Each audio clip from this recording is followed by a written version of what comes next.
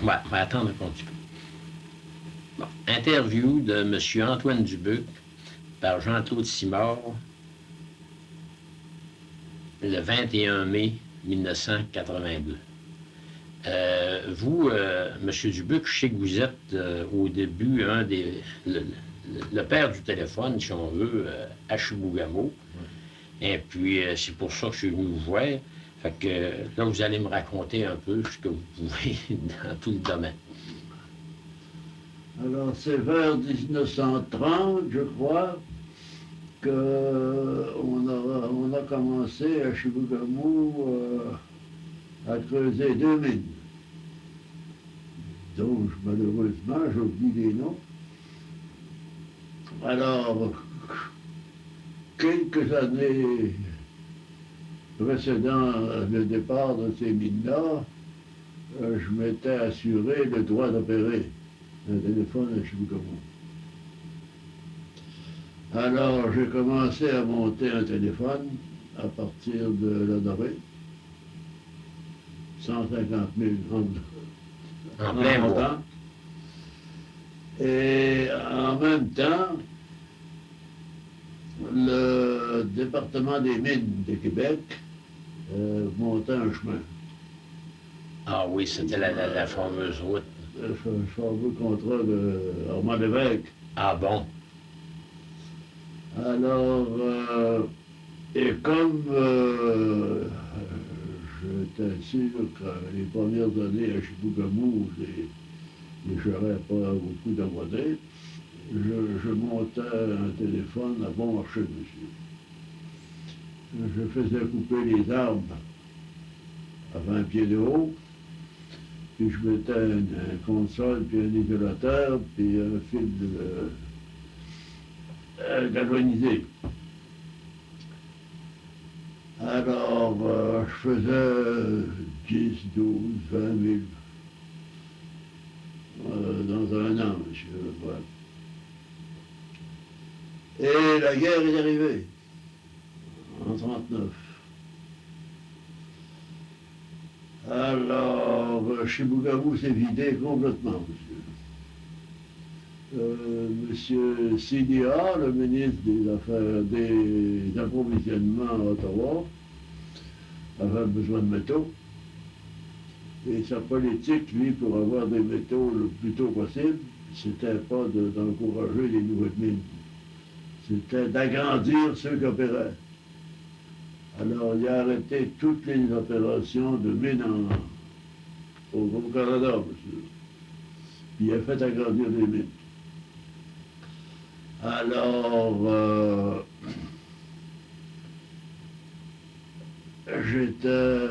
quand les mines sont fermées à Chibougamau, mon téléphone, le chemin était rendu à peu près à 20 000 de Chibougamau.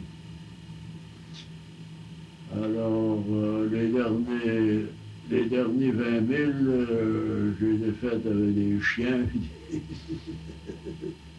à travers le bois, monsieur. Et comme détail de construction, là, je m'achetais une poche de patates à Saint-Félicien, que je payais 1 piastre, et puis Saint-Martin, qui avait les avions, là, oui. me demandait 6 piastres pour aller apporter à la maison. En tout cas, tout a fermé, monsieur, et puis... et comme étroitesse d'esprit économique de notre gouvernement, je n'ai pas eu un sou d'encouragement quelconque. J'avais étudié la loi des mines, madame. Et j'avais vu que le département des mines avait le droit de construire des chemins pour les mines, les nouvelles mines. Alors, je m'en vais voir le sous-ministre à Québec des mines, M. Dufresne, et je lui fais l'offre suivante. Je dis, M. Dufresne, moi, Vous avez bâti un chemin pour Chibougamau, il est presque terminé. S'il était à 50 pieds défriché plus large, ce serait une économie pour vous. Le soleil se rentrerait mieux pour faire sécher ça. J'ai dit, si je vous défrichais à 50 pieds tout le long du chemin, est-ce que vous m'accordez ça?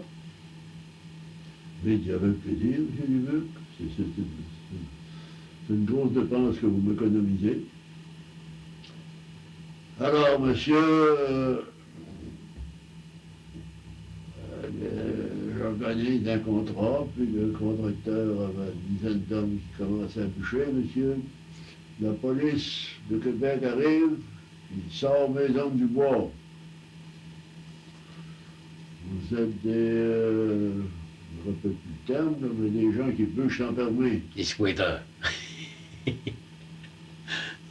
Alors, mon contracteur me téléphone de Roberval, il est rendu par la justice. Il dit, Monsieur Dubuc, il dit, la police est venue nous arrêter. Il prétend que vous n'avez pas de permis de boucher. Ben, j'ai dit, dites au chef de police là, que j'ai un permis. Alors, je lui ai dit pas quel permis j'ai. Alors, la police, j'ai dit, moi, ça ne m'intéresse pas. J'ai les ordres de vous sortir du bois, puis je vous ai sorti, puis mon ouvrage est fait avant le jour. Alors, je saute dans mon auto, puis j'arrive à Québec. Il faut voir le sous-ministre qui m'avait donné des bides. J'ai dit, Monsieur Dufresne, j'ai dit, je viens vous demander de faire valoir mes droits. Vous m'avez donné un permis. Puis le département des terres et forêts a envoyé la police pour arrêter mon chantier. En fond, Ponce Pilate, monsieur. Ah, il part à rire. Il dit, vous savez, M. Dubuc, j'ai bien de la peine, mais je ne suis pas capable de vous aider d'aucune manière. Le département des mines ne se mêle pas du département des terres et forêts. Et entre le ministère, c'est cloison étanche, monsieur. Alors, c'est pas surprenant que ça marche mal dans le gouvernement, monsieur. Avez-vous déjà vu de compagnie où si ça marche bien quand il n'y a pas d'harmonie dans tous les départements? Alors, Québec, c'est tous des cloisons étanches. Quoi. Alors, je suis rendu au ministère des terres et forêts. Je ne me rappelle plus du nom du sous-ministre. Ben, il dit, monsieur, il dit, le ministère des Mines n'a pas le droit de donner des permis qui nous enlèvent nos droits de coupe. Vos hommes, ils rentreront dans le bois quand vous aurez décidé qu'on s'est entendu ces droits de coupe. Alors, j'ai été obligé de payer les droits de coupe, monsieur, pour monter mon débarras jusqu'à Chibougamau aussi.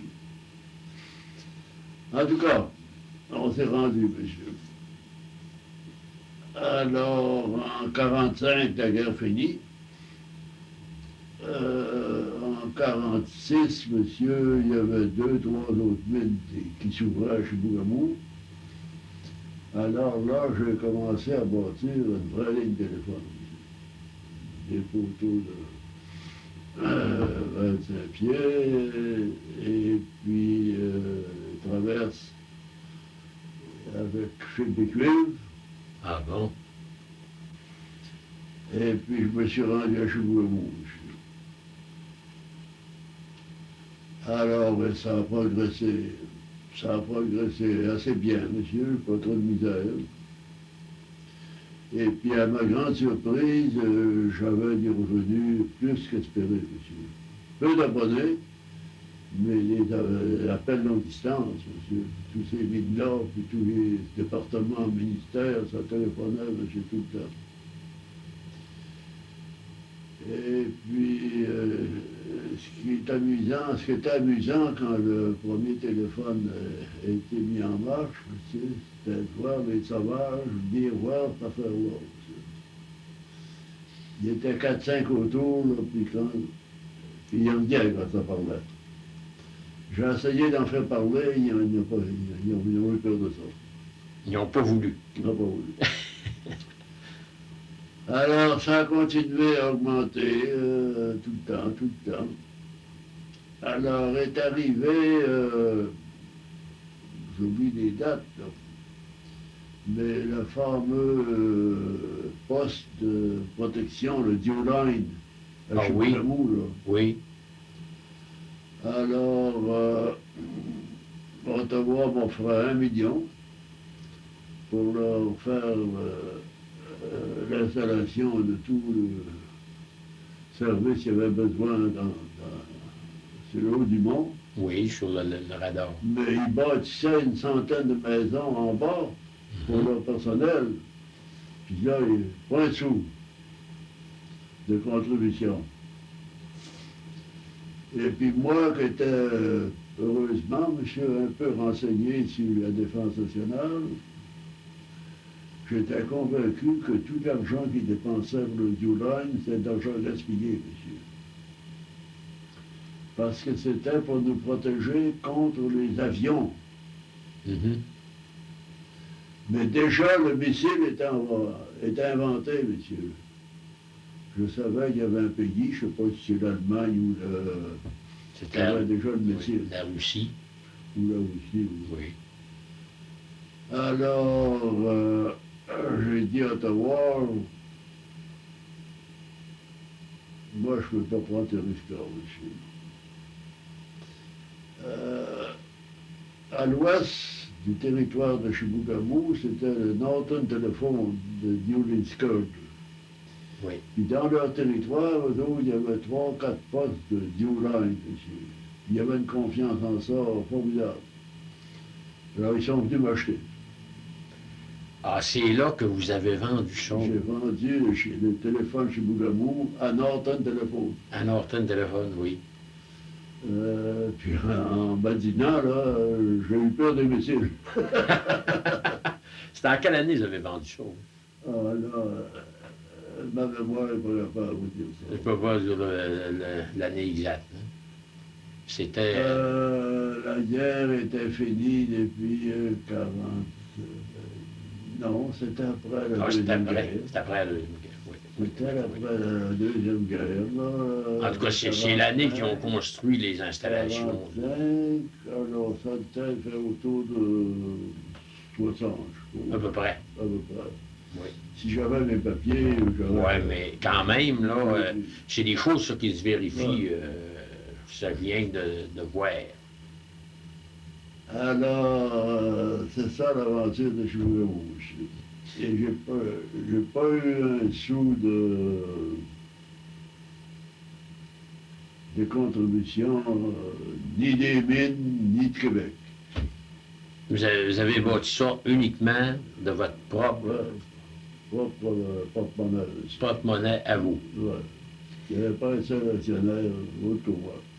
Mais en 1930, là, quand vous avez commencé à accrocher votre ligne après les poteaux, après les épinettes, vous êtes pas rendu tout à fait jusqu'à Chibougamau? Oui. Vous êtes rendu à Chibougamau? Oui, avant que les mines ferment. Avant les mines ferment. Oui, quand je suis monté avec Paul. l'anglais, là, Oui. Paul, là, oui. On a fait les derniers 20 000 des chiens. Avec des chiens. Oui. Le chemin n'était pas rendu, mais ma ligne, je l'ai vendue avant.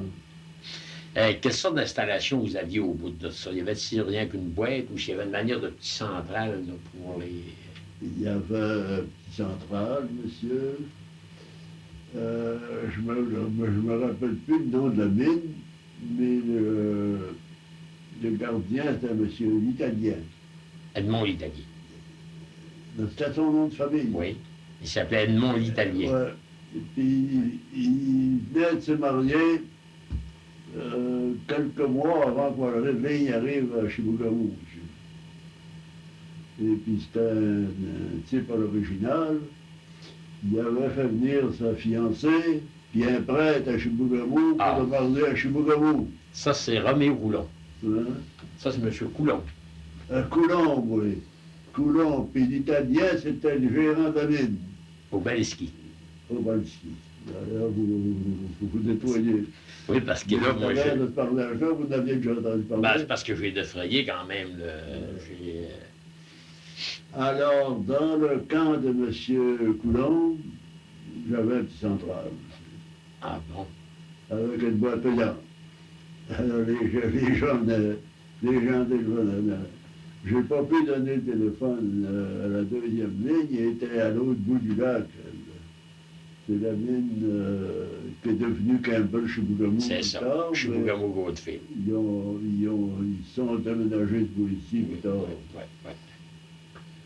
Alors, c'est ça mon aventure à Chibougamau aussi. Il y avait des Indiens résidents là, qui... Le long du chemin, il n'y avait pas de résidents, monsieur. Non, il y avait Mais à Chibougamau, ouais, il y avait des Indiens. Le long du lac Chibougamau, oui. Ah oui, il y avait une cinquantaine d'Indiens résidents. Résidents, alors. Je ne sais pas s'ils descendaient à Pointe-Bleue en été, mais la plupart, ils n'avaient tout le temps. Mm-hmm.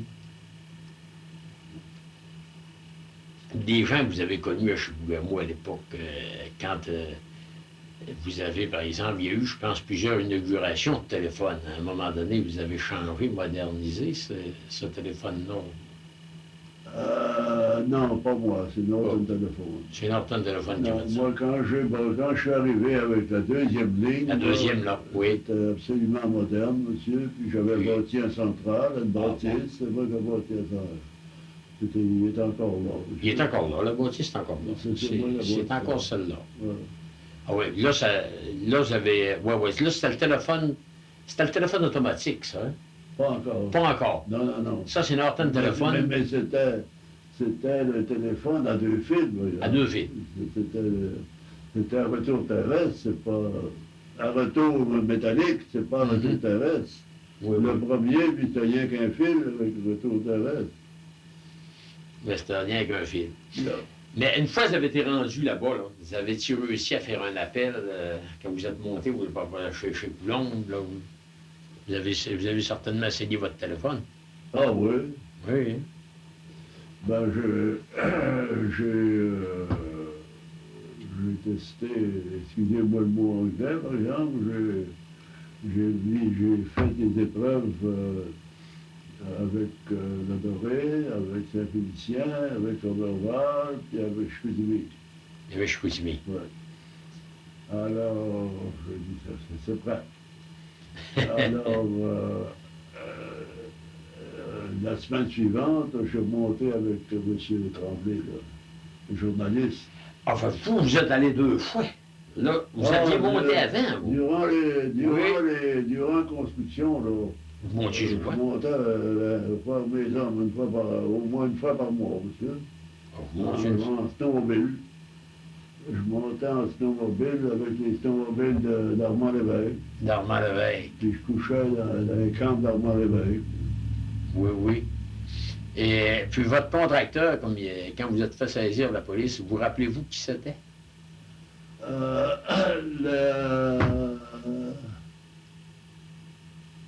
Excusez, là. Au début, j'ai fait une erreur quand je vous ai dit mon contracteur. C'était les amagages, monsieur. C'était les gens magaires, oui. Et le contremaître, c'était M. Adélard Claveau. Ah bon? Célèbre vieux garde-feu de la Bostonnaire, monsieur. Ah bon? C'est lui qui... Il était chasseur en hiver, puis en été, il était garde-feu. Et puis, pour se désennuyer, il parlait avec mon opératrice du téléphone à Roberval. Puis à l'automne, il est sorti du bois, puis il a marié l'opératrice. C'est de la petite histoire, hein? Ouais, c'est bon, ça. Alors, le contracteur, c'est rien quand j'ai eu mon droit de coupe de terre et forêt. Là. Oui. Alors là, je lui laissais le bois qui est plus cher. Ah bon? En pitoune. Puis lui s'occupait de vendre ça pour son compte. Oui. Alors ça diminuait mon coût. Bien sûr. Ouais. Alors, si vous voulez, on va descendre en bas. Oui. J'ai peut-être encore Quelques papiers. plus de papier, là, monsieur. J'ai un tiroir, là, téléphone chez Bougamou. Ah! Ça vous montre ça aussi.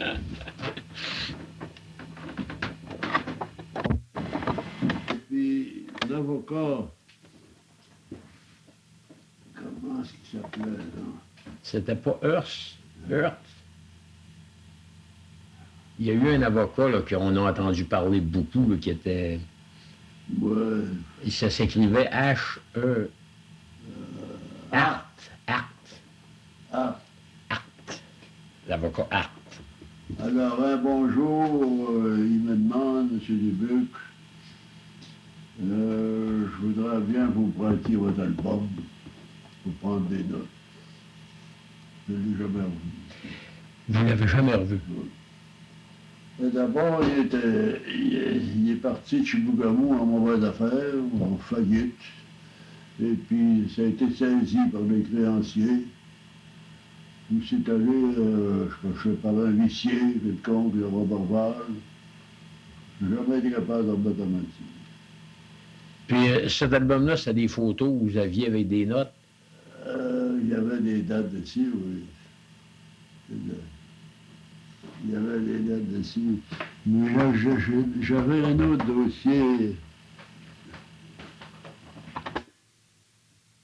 L'archiviste, au bureau du gouvernement, là, il m'a promis qu'au mois de juin, il pense être capable d'ouvrir mes archives au public. Au public. Ouais. Tout sur microfilm. Hein? Ça va tout être sur microfilm, là, Ouais. pour qu'on puisse les consulter sans Ouais. toucher aux documents. Là, ça, c'est l'idéal. Ouais. Alors là, vous avez, je me permets de le dire, là, vous avez 85 ans.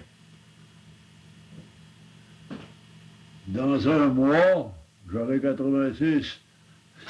13 juin. Ben, je trouve que vous êtes en forme pour un homme de cet âge-là. Ben, je vous remercie, franchement, là, ça nous est utile, ça me fait bien plaisir d'avoir pu faire une interview avec vous, parce que vous êtes quand même le père du téléphone pour la ville de Chibougamau. Quand vous allez me laisser votre nom, votre adresse, Oui, si je trouve d'autres documents, ben, je vous avertirai. oui, ça me ferait plaisir. Voilà. Ouais, Mais ce qui m'intéresse, moi, c'est de conserver ces documents-là pour nos descendants. c'est ça, c'est ça.